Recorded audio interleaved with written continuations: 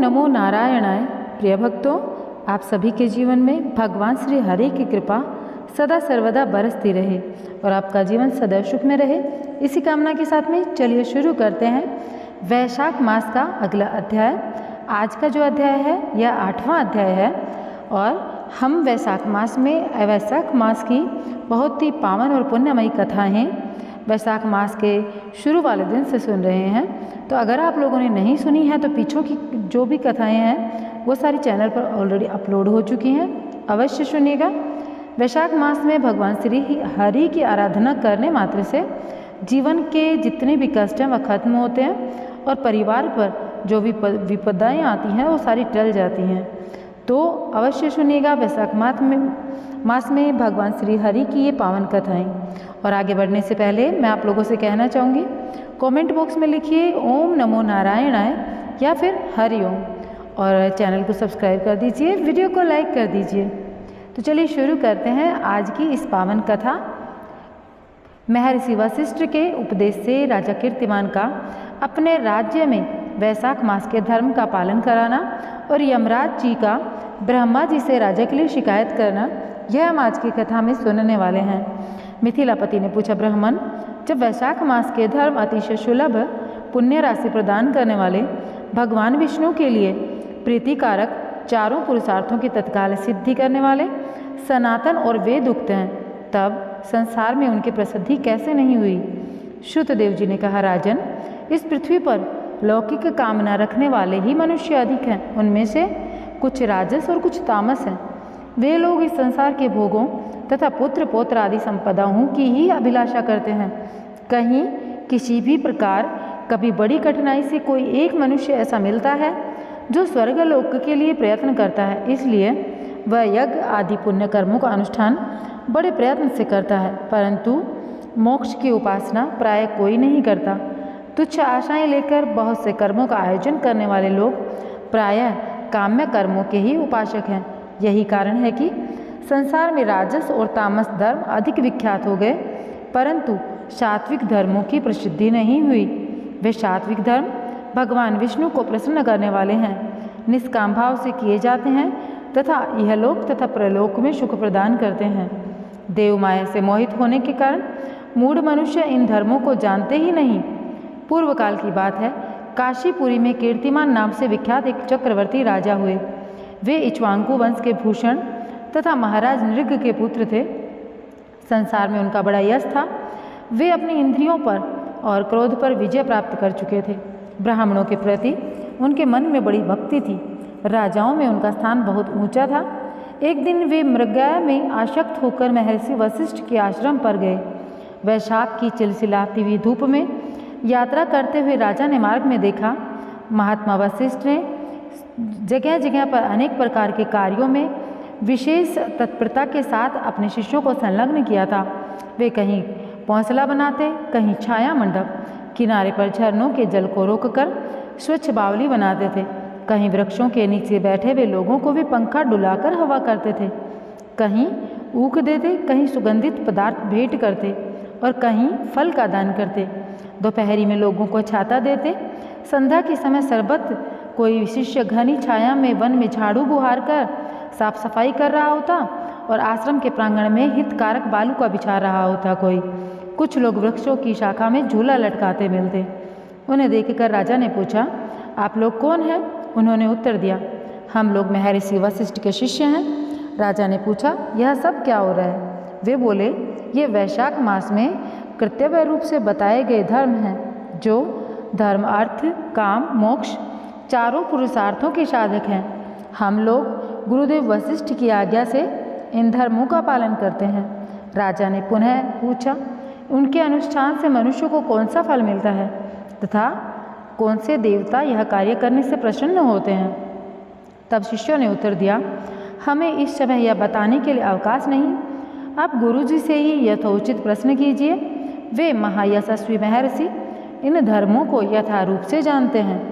शिष्यों से ऐसा उत्तर पाकर राजा शीघ्र ही महर्षि वशिष्ठ के पवित्र आश्रम पर, जो विद्या और योग शक्ति से संपन्न था, पहुँच गए। राजा को आते देख महर्षि वशिष्ठ बड़े ही प्रसन्न हुए। उन्होंने सेवकों सहित महात्मा राजा का विधिपूर्वक आतिथ्य किया। जब वे आराम से बैठ गए तब गुरु वशिष्ठ से प्रसन्नतापूर्वक राजा ने कहा, भगवान, मैंने मार्ग में आपके शिष्यों द्वारा परम आश्चर्य में शुभ कर्मों का अनुष्ठान होते देखा है, किंतु उसके संबंध में जब प्रश्न किया तब उन्होंने दूसरी कोई बात न बताकर आपके पास आने की आज्ञा दी। उनकी आज्ञा के अनुसार मैं इस समय आपके समीप आया हूँ। मेरे मन में उन धर्मों को सुनने की बड़ी इच्छा है, अतः आप मुझसे उनका वर्णन करें। तब महायशस्वी वशिष्ठ जी ने प्रसन्नतापूर्वक कहा, राजन, तुम्हारी बुद्धि को उत्तम शिक्षा मिली है, अतः उसने यह उत्तम प्रश्न किया है। भगवान विष्णु की कथा के स्वर्ण और भगवत कर्मों के अनुष्ठान में जो तुम्हारी बुद्धि की आत्यंतिक प्रवृत्ति हुई है, वह तुम्हें किसी पुण्य का ही फल है। जिसने वैशाख मास में महाधर्मों के द्वारा भगवान श्री हरि की आराधना की है, उसके उन धर्मों से भगवान बहुत ज़्यादा संतुष्ट होते हैं, उन्हें मनोवांछित वस्तु प्रदान करते हैं। संपूर्ण जगत के स्वामी भगवान लक्ष्मीपति समस्त पाप राशि का विनाश करने वाले हैं। वे सूक्ष्म धर्मों से प्रसन्न होते हैं, केवल परिश्रम और धन से नहीं। भगवान विष्णु भक्ति से पूजित होने पर अभीष्ट वस्तु प्रदान करते हैं, इसलिए सदा भगवान विष्णु की भक्ति करनी चाहिए। जगदीश्वर श्री हरि जल से भी पूजा करने पर अशेष क्लेश का नाश करते हैं और शीघ्र प्रसन्न हो जाते हैं। वैशाख मास में बताए हुए ये धर्म थोड़े से परिश्रम द्वारा साध्य होते हैं और भगवान विष्णु के लिए प्रीतिकारक एवं शुभ होने के कारण अधिक व्यय से सिद्ध होने वाले बड़े बड़े यज्ञ आदि कर्मों का भी तिरस्कार करते हैं। अतः भूपाल, तुम भी वैशाख मास में बताए हुए पालन करो और तुम्हारे राज्य में निवास करने वाले अन्य सब लोगों से भी वह कल्याणकारी धर्मों का पालन कराओ। इस प्रकार से वैशाख धर्म के पालन की आवश्यकता को शास्त्रों और युक्तियों से भली भांति सिद्ध करके वशिष्ठ जी ने वैशाख मास के सब धर्मों का राजा के समक्ष वर्णन किया। उन सब धर्मों को सुनकर राजा ने गुरु का भक्ति भाव से पूजन किया। घर आकर वे सब धर्मों का विधि पूर्वक पालन करने लगे। देवादिदेव भगवान विष्णु भक्ति में समय व्यतीत करते हुए राजा कीर्तिमान देवेश्वर पद्म नाम के अतिरिक्त किसी देवता को नहीं देखते थे।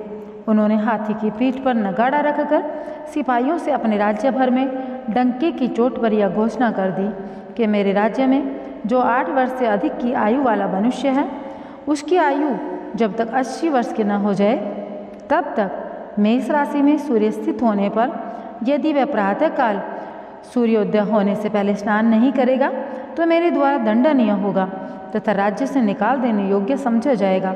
यह मेरा निश्चित आदेश है। पिता, पुत्र, पत्नी अथवा सुहृद जो भी वैशाख धर्म का पालन नहीं करेगा वह चोर की भांति दंड का पात्र समझा जाएगा। प्रातःकाल शुभ जल में स्नान करके श्रेष्ठ ब्राह्मणों को दान करें। तुम सब लोग अपनी शक्ति के अनुसार पौंशला और दान आदि धर्मों का आचरण करें। राजा कीर्तिमान ने प्रत्येक गांव में धर्म का उपदेश करने वाले एक एक ब्राह्मण को बसाया। 5-5 गांवों पर एक एक ऐसे अधिकारी की नियुक्ति की जो धर्म का त्याग करने वालों को दंड दे सके। उस अधिकारी की सेवा में 10-10 घुड़सवार रहते। इस प्रकार चक्रवर्ती नरेश के शासन में सर्वत्र और सब देशों में यह धर्म का पौधा प्रारंभ हुआ और आगे चलकर खूब बड़े हुए वृक्ष के रूप में परिणत हो गया। उस राजा के राज्य में जो लोग मर जाते थे वे भगवान विष्णु के धाम में जाते थे। वहाँ के मनुष्यों को विष्णु लोक की प्राप्ति निश्चित थी। एक बार भी वैशाख स्नान कर लेने से मनुष्य यमराज के पास नहीं जाता। अपने धर्म अनुकूल कर्म में स्थित हुए सब लोगों के विष्णु लोक में चले जाने से यमपुरी के सब नरक खाली हो गए। वहाँ एक भी पापी प्राणी नहीं रहा। वैशाख मास के प्रभाव से यमपुरी के मार्ग की यात्रा ही बंद हो गई। सब मनुष्य दिव्य आकृति धारण करके भगवान के धाम में जाने लगे। देवताओं के जो लोक हैं वे भी सभी शून्य हो गए। स्वर्ग और नरक दोनों के शून्य हो जाने पर एक दिन नारद जी ने धर्मराज जी के पास जाकर पूछा, धर्मराज, आपके इस नरक में अब पहले जैसा कोलाहल सुनाई नहीं पड़ता। पहले की भांति पाप कर्मों का लेखा भी नहीं लिखा जाता। चित्रगुप्त जी तो ऐसे मौन भाव से बैठे रहते हैं जैसे कोई मुनि हो। महाराज, इसका कारण तो बताइए। महात्मा नारद के ऐसा कहने पर राजा यम ने कुछ दीनता के स्वर में कहा, नारद, इस समय पृथ्वी पर जो यह राजा राज्य करता है, यह पुराण पुरुषोत्तम भगवान विष्णु का बड़ा भक्त है। उसके भय से कोई भी मनुष्य कभी वैशाख मास का उल्लंघन नहीं करता। उस पुण्य कर्म के प्रभाव से सभी विष्णु के परम धाम में जाते हैं। मुनि श्रेष्ठ, उस राजा ने इस समय मेरे लोक का मार्ग लुप्त सा कर दिया है, स्वर्ग और नरक दोनों को शून्य बना दिया। अतः ब्रह्मा जी के समीप जाकर यह सब समाचार उनसे निवेदन करके तभी मैं स्वस्थ होऊंगा। ऐसा निश्चय करके यमराज जी ब्रह्मा जी के लोक में चले गए और वहाँ बैठे हुए उन ब्रह्मा जी को दर्शन दिया, जिनका आश्रय ध्रुव है, जो इस जगत के बीज तथा सब लोगों के पितामह हैं। समस्त लोकपाल, दिक्पाल और देवता जिनकी उपासना करते हैं। ब्रह्मा जी ने यमराज जी को देखा और यमराज जी ब्रह्मा जी के आगे पृथ्वी पर गिर पड़े। फिर यमराज जी ने कहा, कमलासन, काम में लगाया हुआ जो पुरुष स्वामी की आज्ञा का ठीक ठाक पालन नहीं करता, उसका धन लेकर भोगता है, वह काठ का कीड़ा होता है। जो मनुष्य लोभवश स्वामी के धन का उपभोग करता है, वह 300 कल्पों तक त्रियग योनि रूप नरक में रहता है। जो कार्य में नियुक्त हुआ पुरुष कार्य करने में समर्थ होने पर भी अपने ही घर में बैठा रहता है, वह बिलाव होता है। देव, मैं आपकी आज्ञा से धर्मपूर्वक प्रजा का शासन करता आ रहा हूँ। अब मैं मुनियों और धर्मशास्त्रों के कथन अनुसार पुण्य आत्मा को पुण्य के फल से और पाप आत्मा को पाप के फल से संयुक्त करता था, परंतु अब आपकी आज्ञा का पालन करने में असमर्थ हो चुका हूँ। कीर्तिमान के राज्य में सब लोग वैशाख मास उक्त पुण्य कर्मों का अनुष्ठान करके पितरों और पितामहों के साथ वैकुंठ धाम में चले गए। उनके मरे हुए पितृ और मातामह आदि भी विष्णु लोक में जा रहे हैं। इतना ही नहीं, पत्नी के पिता श्वशुर आदि भी मेरे लेख को मिटाकर विष्णु लोक में चले जाते हैं। देव, बड़े बड़े यज्ञों द्वारा भी मनुष्य वैसी गति नहीं पाता जैसी वैशाख मास में मिल रही है। संपूर्ण तीर्थों से, दान आदि से, तपस्याओं से, व्रतों से अथवा संपूर्ण धर्मों से युक्त मनुष्य भी उस गति को प्राप्त नहीं हो पाता जो वैशाख धर्म में तत्पर हुए मनुष्य को प्राप्त होती है।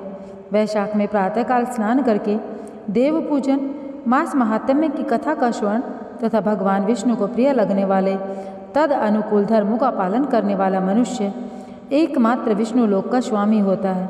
और जगतपति भगवान विष्णु के लोक की तो कोई मेरी समझ से बाहर की सीमा है, क्योंकि सब ओर से कोटि कोटि प्राणियों का समुदाय वहाँ पहुँच रहा है, तो भी वह भरता नहीं। इस संसार में पवित्र और अपवित्र सभी लोग राजा की आज्ञा से वैशाख मास के धर्म का पालन करके विष्णु लोक को जा रहे हैं। लोकनाथ, उसकी प्रेरणा से संस्कारहीन मनुष्य भी वैशाख में स्नान मात्र से वैकुंठ धाम में चले जाते हैं। वह केवल भगवान विष्णु के चरणों की शरण लेने वाला है। जान पड़ता है वह समस्त संसार को विष्णु लोक में पहुंचा देगा। जो पुत्र धर्म, अर्थ, काम और मोक्ष के प्रतिकूल चलता हो, वह पृथ्वी पर माता के पेट से पैदा हुआ रोग है।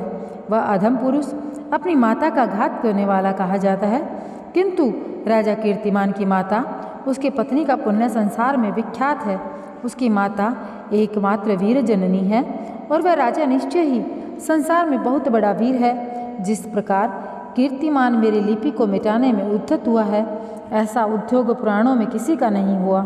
भगवान विष्णु की भक्ति में तत्पर हुए राजा कीर्तिमान के सिवा दूसरे ऐसे किसी को मैं नहीं जानता जो डंका बजाकर घोषणा करते हुए लोगों को प्रेरणा देता हो कि मेरे लोक के मार्ग को विलुप्त करने की जो चेष्टा कर रहा हो। महाराज, मैं आपको बताऊं, इस तरीके से ब्रह्मा जी का यमराज को समझाना और भगवान विष्णु ने वैशाख मास में आगे क्या किया, वह कथा आगे जानने के लिए आप कथा को संपूर्ण देखिएगा। और हाँ, चैनल को सब्सक्राइब अभी तक नहीं किया है तो अवश्य कर दीजिए। तो देखिए, फिर ब्रह्मा जी ने कहा, यमराज, तुमने क्या आश्चर्य देखा है? क्यों तुम्हें खेद हो रहा है? भगवान गोविंद को एक बार भी प्रणाम कर लिया जाए तो वह 100 अश्वमेघों के अवभृत स्नान के समान होता है। यज्ञ करने वाला तो पुनः इस संसार में जन्म लेता है, परंतु भगवान को किया हुआ प्रणाम पुनर्जन्म का हेतु नहीं बनता, मुक्ति की प्राप्ति करा देता है। जिसके जिह्वा के अग्रभाग पर हरि ये 2 अक्सर विराजमान हैं, उनको कुरुक्षेत्र तीर्थ के सेवन तथा सरस्वती नदी के जल में स्नान करने से क्या लेना। जो मृत्यु काल में भगवान विष्णु का स्मरण करता है वह अभक्ष भक्षण आदि से प्राप्त हुई पाप राशि का परित्याग करके भगवान विष्णु के सायुज्य को पाता है, क्योंकि भगवान विष्णु को अपना स्मरण बहुत प्रिय है। यमराज, इस प्रकार वैशाख नामक मास भी भगवान विष्णु को अति प्रिय है, जिसके धर्म को स्मरण करने मात्र से मनुष्य सब पापों से मुक्त हो जाता है। उसके अनुष्ठान में तत्पर रहने वाला मनुष्य यदि मुक्ति को प्राप्त हो तो उसके लिए क्या कहना है। वैशाख मास में भगवान पुरुषोत्तम के नाम और यश का गान किया जाता है, जिससे भगवान बहुत प्रसन्न होते हैं। पुरुषोत्तम श्री हरि संपूर्ण जगत के स्वामी हमारे जनक हैं। यह राजा कीर्तिमान वैशाख मास में उन्हीं भगवान के प्रिय धर्मों का अनुष्ठान करता है, जिससे प्रसन्नचित होकर भगवान विष्णु सदा उसकी सहायता में स्थिर रहते हैं। भगवान वासुदेव के भक्तों का कभी अमंगल नहीं होता। उन्हें जन्म, मृत्यु, जरा और व्याधि का भय भी नहीं प्राप्त होता। कार्य में नियुक्त किया हुआ पुरुष यदि अपनी पूरी शक्ति लगाकर स्वामी के कार्य साधन की चेष्टा करता है तो उतने से ही वह कृतार्थ हो जाता है। यदि शक्ति के बाहर का कार्य उपस्थित हो जाए तो स्वामी को उसकी सूचना दे दो। उतना कर देने से वह उऋण हो जाता है और सुख का भागी होता है। जिसने उस प्रयोजन को स्वामी से निवेदित कर दिया उसके ऊपर न तो कोई ऋण है न पातक ही लगता है। अपने कर्तव्य पालन के लिए पूरा यत्न कर लेने पर भी प्राणी का कोई अपराध नहीं रहता। यह कार्य तुम्हारे लिए असंभव है, अतः इसके विषय में तुम शोक मत करो। ब्रह्मा जी के ऐसा कहने पर यमराज जी ने दीनवाणी में कहा, तात मैं आपको चरणों की सेवा से सब कुछ पा चुका। तब ब्रह्मा जी ने पुनः समझाते हुए कहा, धर्मराज, राजा कीर्तिमान विष्णु धर्म के पालन में तत्पर हैं। चलो हम लोग भगवान विष्णु के समीप चलें और उन्हें यह सब बताकर पीछे उनके जो कथानुसार कार्य किया जाएगा वे ही इस जगत के कर्ता, धर्म के रक्षक और नियामक हैं। इस प्रकार यमराज को आश्वासन देकर ब्रह्मा जी उनके साथ क्षीर सागर के तट पर गए। वहाँ उन्होंने सच्चिदानंद स्वरूप गुणातीत परमेश्वर विष्णु का स्तवन किया। ब्रह्मा जी की स्तुति से संतुष्ट होकर भगवान विष्णु वहाँ प्रकट हुए। यमराज और ब्रह्मा जी ने तुरंत ही उनके चरणों में मस्तक झुकाया। तब भगवान विष्णु ने मेघ के समान गंभीर वाणी में उन दोनों से कहा, तुम लोग यहाँ क्यों आए हो। ब्रह्मा जी ने कहा, प्रभु, आपके श्रेष्ठ भक्त राजा कीर्तिमान के शासनकाल में सब मनुष्य वैशाख धर्म के पालन में संलग्न हो आपके अविनाशी पद को प्राप्त कर रहे हैं। इससे यमपुरी शून्य हो गई। उनके ऐसा कहने पर भगवान विष्णु हंसते हुए बोले, मैं लक्ष्मी को त्याग दूंगा। अपने प्राण, शरीर, श्रीवत्स, कौस्तुभमणि, वैजंतीमाला, श्वेतदीप, वैकुंठ धाम, क्षीर सागर, शेषनाग तथा गरुड़ जी को भी छोड़ दूंगा, परंतु अपने भक्त का त्याग मैं नहीं कर सकता, जिन्होंने मेरे लिए सब भोगों का त्याग करके अपना जीवन तक मुझे सौंप दिया। जो मुझ में मन लगाकर मेरे स्वरूप हो गए, उन महाभाग भक्तों को मैं कैसे त्याग सकता हूँ। राजा कीर्तिमान को इस पर पृथ्वी पर मैंने 10,000 वर्षों की आयु दी है, उसमें से 8,000 वर्ष तो व्यतीत हो गए। शेष आयु और बीत जाने पर उसे मेरा सायुज्य प्राप्त होगा। उसके बाद पृथ्वी बेन नामक दुष्ट आत्मा राजा होगा, जो संपूर्ण वेदुक्त महाधर्मों को विलुप्त कर देगा। उस समय वैशाख मास के धर्म भी छिन्न भिन्न हो जाएंगे। बेन अपने ही पाप से भस्म हो जाएगा। तत्पश्चात मैं पृथु होकर पुनः सब धर्मों का प्रचार करूँगा। उस समय लोगों में वैशाख मास के धर्म को भी मैं प्रसिद्ध करूँगा। सहस्त्रों मनुष्यों में से कोई एक ऐसा होता है जो मुझ में अपने मन प्राण अर्पित करके अपना सर्वस्व मुझे समर्पित करता है और मेरा भक्त हो जाता है। जो ऐसा होता है वही मेरे धर्मों का प्रचार करता है। इस वैशाख मास में से भी जो भी मैं वैशाख धर्म में तत्पर रहने वाले महात्मा पुरुषों तथा राजाओं के द्वारा समय अनुसार तुम्हारे लिए भाग दिलाऊंगा। लोक में कोई भी वैशाख मास का व्रत करेंगे वे तुम्हें भाग देने वाले होंगे। उनके वैशाख मास में बताए हुए महाधर्म के पालन में तुम कभी विघ्न न उपस्थित करना। यमराज को इस प्रकार आश्वासन देकर भगवान विष्णु वहीं अंतर्ध्यान हो गए। ब्रह्मा जी भी अपने सेवकों के साथ सत्यलोक को चले गए। उनके बाद यमराज जी अपनी पुरी को पधारे। वैशाख मास की पूर्णिमा को पहले धर्मराज के उद्देश्य से जल से भरा हुआ घड़ा, दही और अन्न देना चाहिए। उसके बाद पितरों, गुरुओं और भगवान विष्णु के उद्देश्य से शीतल जल, दही, अन्न, पान और दक्षिणा फल के साथ कांसी के पात्र में रखकर ब्राह्मण को दान करना चाहिए। भगवान विष्णु की दिव्य प्रतिमा वैशाख मास की महात्म्य कथा सुनाने वाले दीन ब्राह्मण को देनी चाहिए। उस धर्म वक्ता ब्राह्मण को अपने धन से भी पूजित करना चाहिए। राजा कीर्तिमान सब कुछ उसी प्रकार करते थे। उन्होंने पृथ्वी पर मनोवांछित भोग भोग कर शेष आयु पूर्ण होने के पश्चात पुत्र पौत्र आदि के साथ श्री विष्णुधाम को प्रस्थान किया।